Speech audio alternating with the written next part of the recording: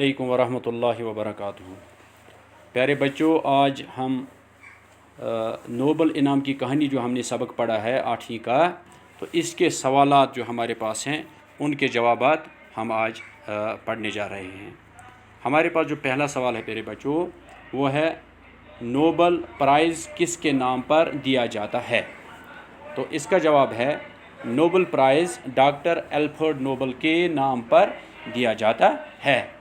यानी ये doctor Alfred Nobel जो है, ये इसी ने अपने नाम पर इस इनाम को जारी किया है, तो इसी के नाम पर इसको दिया जाता है। और दूसरा जो हमारे पास सवाल है सो है हिंदुस्तान में अदबी इनाम किसको मिला। हिंदुस्तान में अदबी इनाम किसको मिला, यानी ये जो हमारा मुल्क है हिंदुस्तान है, यहाँ नोबल का जो अदबी इनाम है, नोबल के जो इनाम आते हैं वो अदबी इनाम और बहुत सारे इनाम दिए जाते हैं। इक़्तिसादियात पर दिया जाता है, माइशियात पर दिया जाता है, और इसी अदवियात पर दिया जाता है, और अमन पर दिया जाता है। तो अदबी इनाम जो है हिंदुस्तान में भी एक अदीब को मिला है, और वह है, उसका नाम हमें बताना है। तो हिंदुस्तान में अदबी इनाम रविंद्रनाथ टैगोर को उनकी मशहूर किताब गीतांजलि पर मिला है। गीतांजलि है हिंदुस्तान में अदबी इनाम रविंद्रनाथ टैगोर को उनकी मशहूर किताब गीतांजलि पर मिला। और अगला सवाल जो हमारे पास है वो है नोबल इनामात पहले किन किन मौज़ूआत पर दिए जाते थे, यानी किस किस उन्वान पर, किस किस मौजू पर ये दिया जाता था। तो इसका जवाब है नोबल इनामात पहले अमन, अदब, फिज़िक्स, केमिस्ट्री, अदवियात और इक़्तिसादियात में नुमायाँ कारनामों पर दिए जाते थे।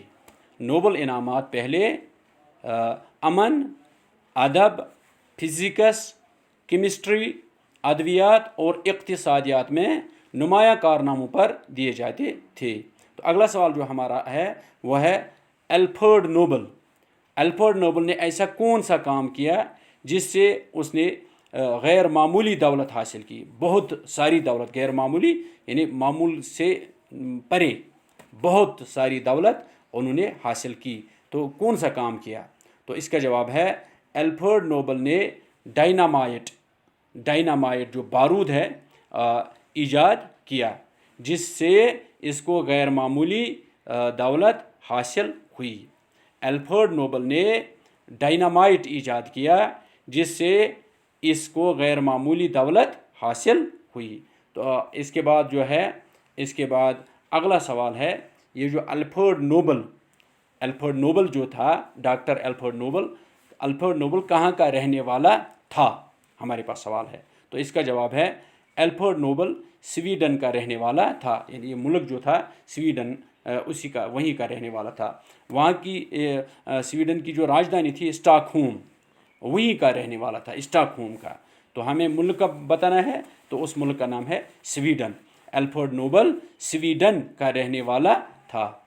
अगले इसके बाद जो है, इसके बाद ये अगला सवाल है, ये कैसे मालूम हुआ कि एल्फ्रेड नोबल जंग से नफ़रत करता था।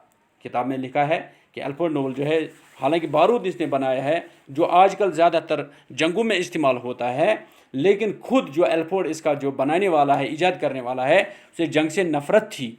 तो ये कैसे हमें मालूम हुआ है, इसकी एक मिसाल यहाँ पर है। एल्फ्रेड नोबल ने उस शख्स को इनाम देने की सिफारिश की जो दुनिया में अमन कायम करने के लिए कोई गैर मामूली कारनामा अंजाम दे।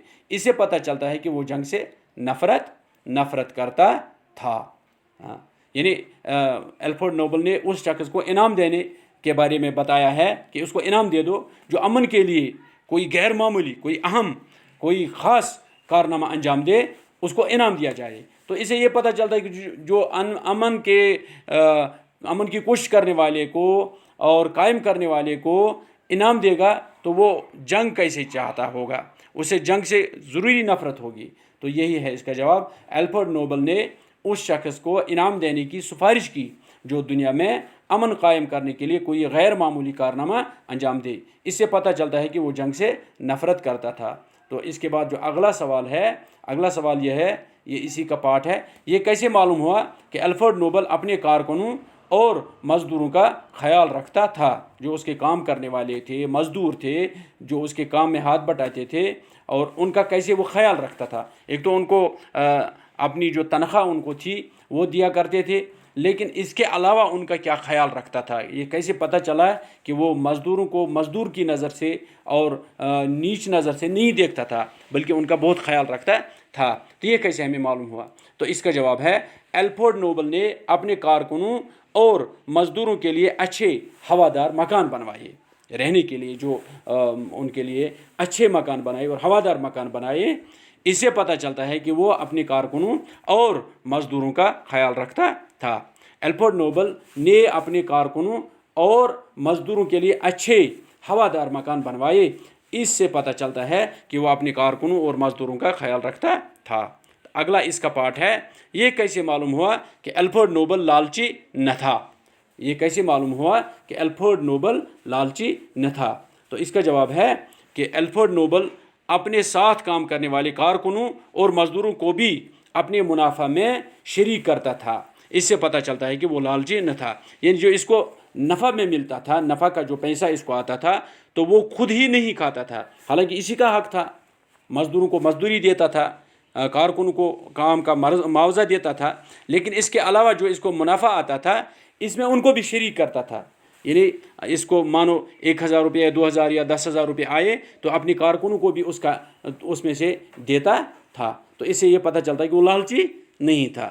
الفریڈ نوبل اپنے ساتھ کام کرنے والے کارکنوں اور مزدوروں کو بھی اپنے منافع میں شریک کرتا تھا. اس سے پتہ چلتا ہے کہ وہ لالچی نہ تھا. تو اس کے ساتھ ہی بیٹا آج کا یہ جو ہمارے پاس سوال تھے یہ